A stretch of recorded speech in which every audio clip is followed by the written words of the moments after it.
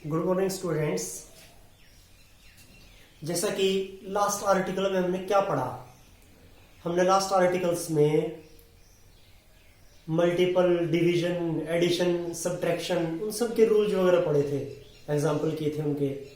Dimension analysis किया था कि एक सिस्टम ऑफ यूनिट को दूसरी सिस्टम ऑफ यूनिट में बदलना, कन्वर्ट करना, जैसे इंच को सेंटीमीटर में, लीटर को मीटर में, ठीक है। इस तरह से हमने कन्वर्ट करना सीखा। डेज को सेकंड्स में, ये सीखा था हमने। अब उससे आगे हमने केमिस्ट्री के डेफिनेशन में पढ़ा था कि केमिस्ट्री में भी defined as the branch of science which deals with the study of composition, structure and properties of matter and the conditions in which matter undergoes different changes and the laws which govern for these changes and the laws। तो laws के बारे में, तो laws है, यहां नियम पढ़ने बहुत सारे हमने, तो यहां जो लॉज है वो स्टार्ट कर रहे हैं अब, और वो है laws of chemical combination. Chemical combination के जो लॉज है वो पढ़ेंगे हम। कितने लॉज हैं, इन लॉज के बारे में पढ़ेंगे, लॉज ऑफ केमिकल कॉम्बिनेशन। और उनके लिए आपके पास पहला जो है वो है, बेसिकली यहां 5 लॉज है, और उसमें से पहला है law of conservation of mass. Law of conservation of a mass. ध्यान से चीजों को सुनना है, 9th क्लास में आया था। क्या था बता दे रहा हूं आपको। In all physical and chemical reactions, in all physical and chemical reactions, the total mass of reactant is equal to the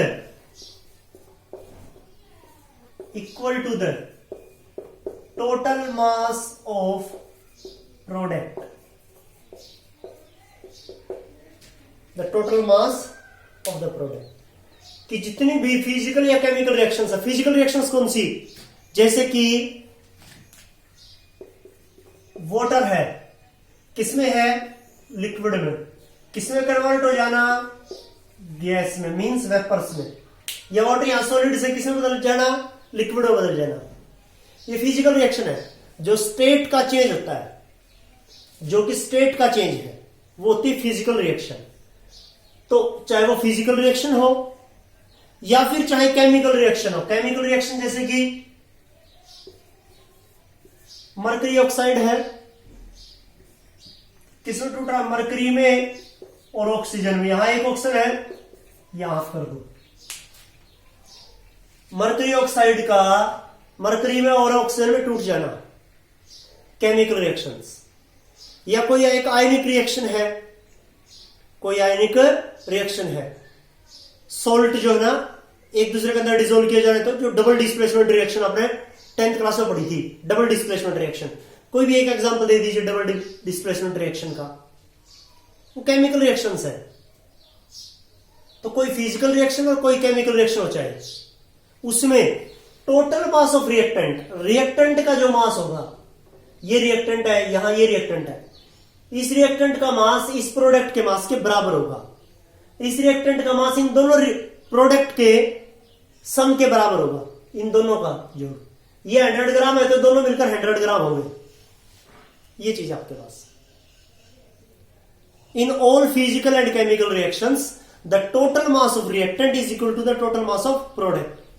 In other words, दूसरे वर्ड्स में ये भी कह लीजिए आप, mass can neither be created nor be destroyed. Mass को ना आप बना सकते ना आप मिटा सकते, जितना है वो उतना है, वो चेंज हो रहा है। जैसे रिएक्टेंट में किसी फॉर्म में था, प्रोडक्ट में किसी फॉर्म में होगा। ये तो फिजिकल में है तो वोटरी है। यहां देखिए, यहां रिएक्टेंट में मरकरी ऑक्साइड की फॉर्म में था, प्रोडक्ट में मरकरी और ऑक्सीजन की फॉर्म में है। ये चीज आपके पास, mass can neither be created nor be destroyed. या फिर ये ऊपर वाले कह सकते हैं आप कि all physical and chemical reactions the total mass of reacted is equal to the total mass of a product. ये है आपके पास मास, जो दोनों साइड बराबर रहेगा, कांस्टेंट है यहां मास, समझिए एक तरह से ये चीज आपके पास। ये था पहला लॉ ऑफ कंजर्वेशन ऑफ मास, जो 9th क्लास में हमने पढ़ा था। उसके बाद में आपके पास है सेकंड जो लॉ है, law of definite proportion. Definite proportions और कांस्टेंट कंपोजिशन भी कह सकते हैं आप, लॉ ऑफ कांस्टेंट कंपोजिशन, ये भी नाम दे सकते हैं आप इसे, law of constant composition, law of definite proportions और कांस्टेंट कंपोजिशन, ये भी कह सकते हैं आप इसे, डेफिनेट प्रोपोर्शन और कांस्टेंट कंपोजिशन। इसमें क्या है आपके पास कि definite proportion, proportion means ratio के लीजिए आप, रेशियो, ठीक है, किसका, पक्का ratio. Definite proportion, definite ratio किसका, उन एलिमेंट्स का जो उस कंपाउंड में प्रेजेंट है, उनका रेशियो किसका, वो भी मास का। ठीक है, समझिए पहले definition, when ever a compound is formed from two or more elements, then these elements are always present in fixed ratio by mass. Whatever the source or place, there is no matter. कि कोई भी compound दो या उससे ज्यादा element से मिलकर बनता है, उसमें जो एलिमेंट्स प्रेजेंट हैं वो हमेशा ऑलवेज मास के फिक्स्ड रेशियो में, मास के फिक्स्ड रेशियो में प्रेजेंट होंगे। इससे कोई मतलब नहीं है कि वहां उसका प्लेस क्या है या उसका सोर्स क्या है, ये बात है। देखिए आपको क्या है ना, मतलब एलिमेंट्स आर प्रेजेंट इन या constant constituents are present in fixed ratio by mass, इतना लिख लेता हूं, समझिए। वाटर है आपके पास, पूरा अर्थ के ऊपर फैला हुआ है, तो वो वाटर चाहे सीज का हो,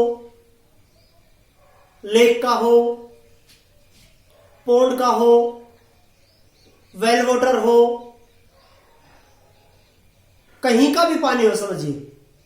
ये मैंने आपको सोर्स बताए हैं, चाहे वो समुद्र का हो, कुएं का हो, ठीक है, नदी का हो, नाले का हो, झरने का हो, झील का हो, ठीक है, एक चीज ये है सोर्स। दूसरा उसका प्लेस, चाहे वो इंडिया का हो, चाहे वो अमेरिका का हो, चाहे ब्रिटेन में हो, चाहे ब्राजील में हो, किसी भी देश में हो, हर एक जगह के ऊपर वाटर का जो फॉर्मूला है वो है H2O, मतलब हाइड्रोजन और ऑक्सीजन से मिलकर बना।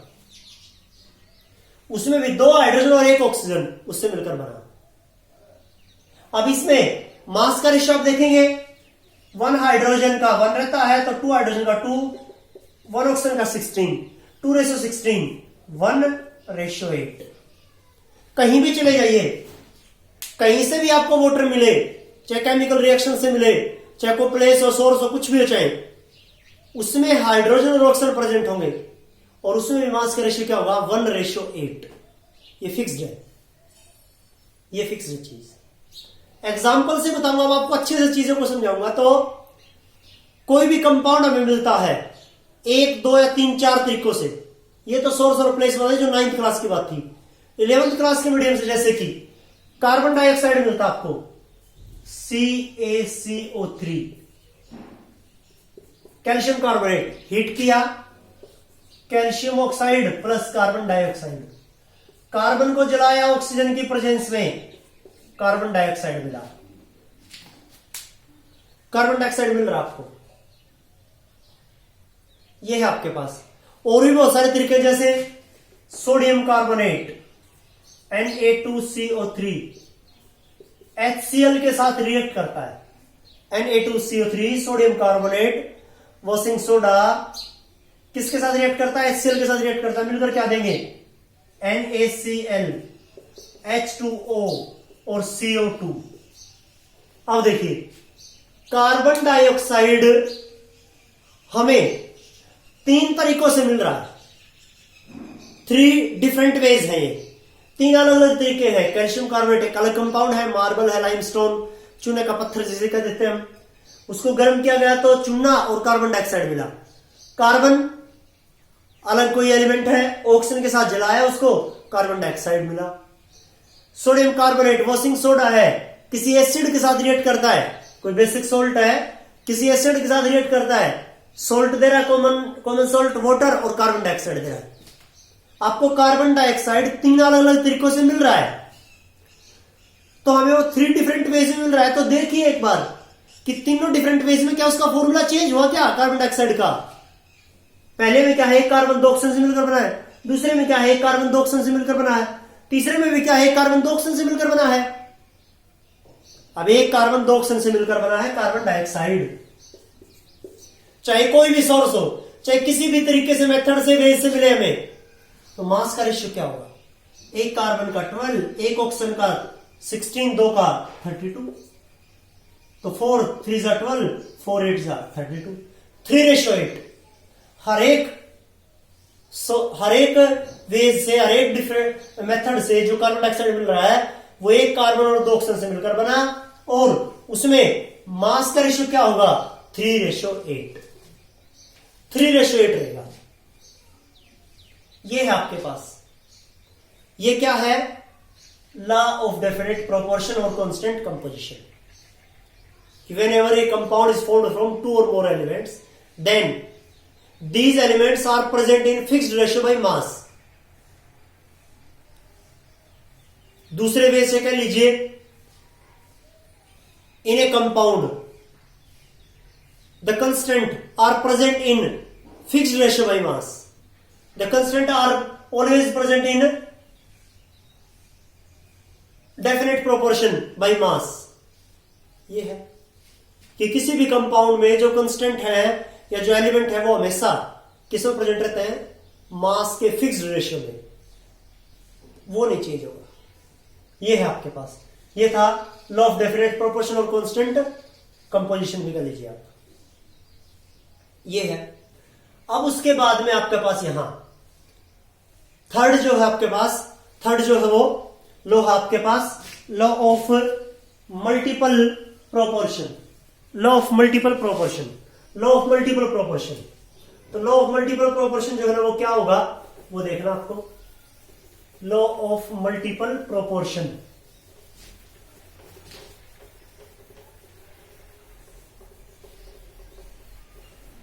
Law of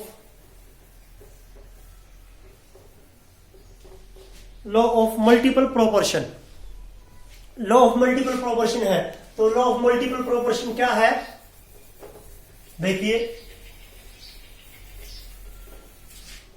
law of multiple proportion, तो मल्टीपल प्रोपोर्शन क्या है? Third.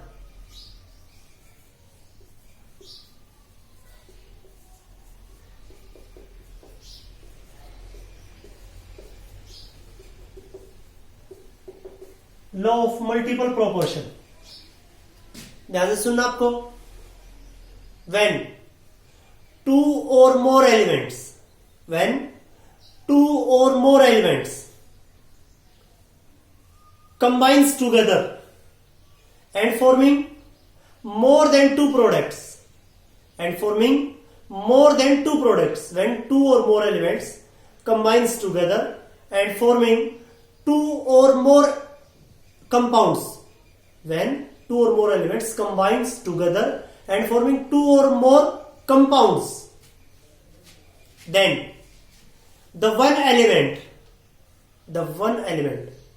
that combines with a fixed ratio of the other element, that combines with a fixed ratio of other element, it bears a simple ratio or it is present in a small whole number in those compounds. मतलब कि जब कोई दो या उससे ज्यादा element मिलकर दो या उससे ज्यादा कंपाउंड बनाते हैं, तब वो एलिमेंट जो दूसरे के साथ प्रेजेंट है, वो दूसरा जो ना फिक्स्ड रेशियो बाय मास में है. One element that combines with a fixed ratio by mass, जो कि ऑफ अदर एलिमेंट, जो दूसरे एलिमेंट के फिक्स्ड रेशियो बाय मास के साथ कंबाइन है, then it present in simple whole number that it bear a simple ratio to one another. एक दूसरे कंपाउंड में सिंपल होल नंबर में प्रेजेंट होगा, सिंपल रेशियो में प्रेजेंट होगा. जैसे कि कार्बन ऑक्सीजन के साथ मिलकर दो कंपाउंड होता है, कार्बन मोनोऑक्साइड और कार्बन डाइऑक्साइड. बहुत सारे एग्जांपल लिखूंगा मैं यहां. कार्बन मोनोऑक्साइड और कार्बन डाइऑक्साइड.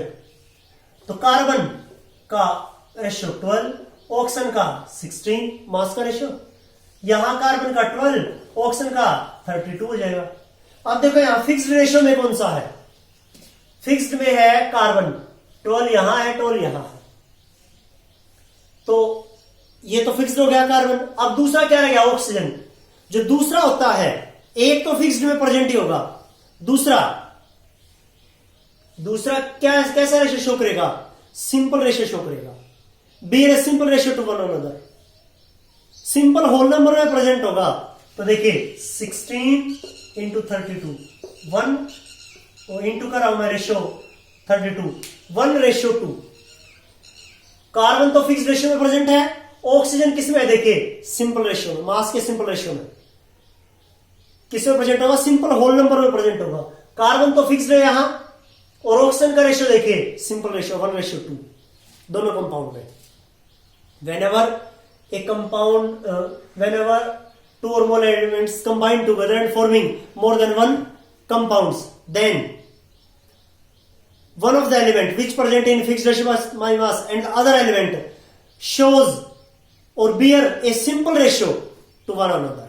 ये कर लीजिए आप, ये सिंपल डेफिनेशन है. यहां एक और देखिए एग्जांपल समझ आ जाएगा आपको. सल्फर ऑक्सीजन के साथ दो ऑक्साइड बनाता है, सल्फर डाइऑक्साइड और सल्फर ट्राइऑक्साइड. सल्फर ऑक्सीजन के साथ दो ऑक्साइड बना रहा है, एक सल्फर डाइऑक्साइड और एक सल्फर ट्राइऑक्साइड. अब देखो सल्फर डाइऑक्साइड, सल्फर का मास का रेशियो, मास है 32, रेशियो एक ऑक्सीजन का 16, 2 का 32, सल्फर का यहां 32, एक ऑक्सीजन का 16, 3 का 48. अब देखो मास के फिक्स्ड रेशियो में कौन प्रेजेंट है? सल्फर 32, 32 दोनों में 1 एटम है उसका, और वो 32, 32 है. समझिए ये जिसका जो फिक्स्ड में है वो तो हटाओ से, जो फिक्स्ड में नहीं है उसका रेशियो देखिए मास का सिंपल है या नहीं है एक दूसरे में.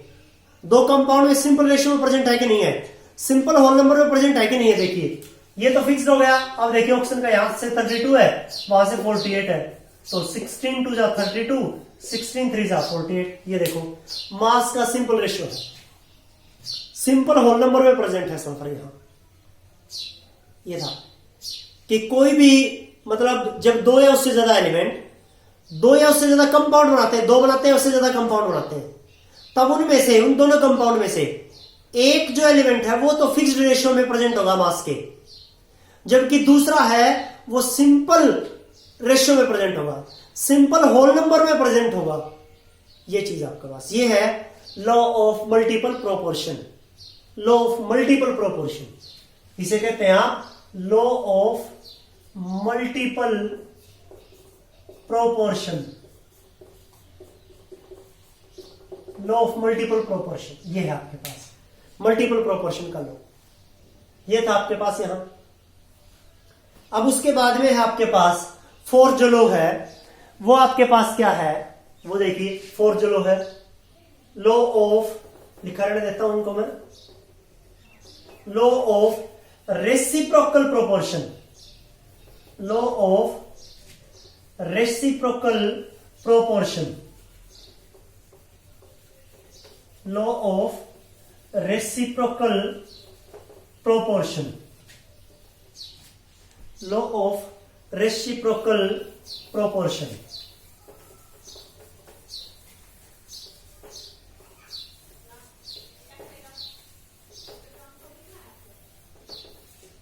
Law of reciprocal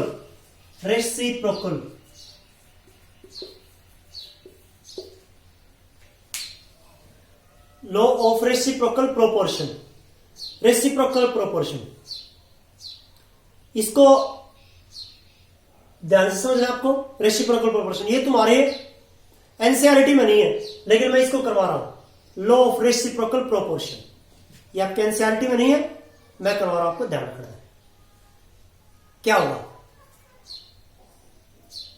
when the two elements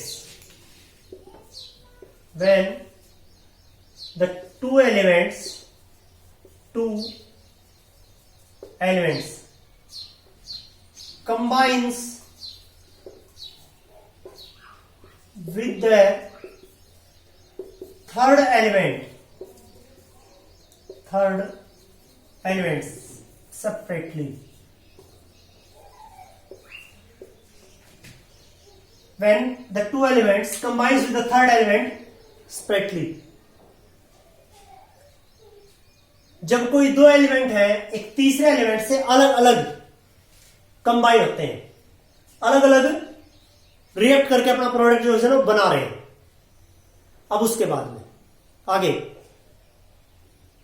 then they bear a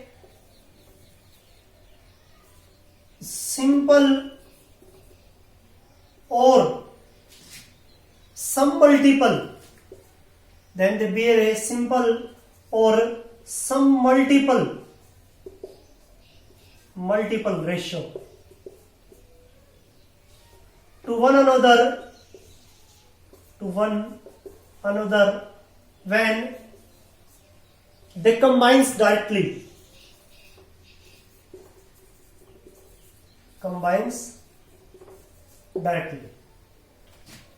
कोई जब दो एलिमेंट एक दूसरे के साथ जब कोई दो एलिमेंट एक थर्ड एलिमेंट के साथ अलग अलग कंबाइन होते हैं, तब वो सिंपल रेशियो शो करेंगे।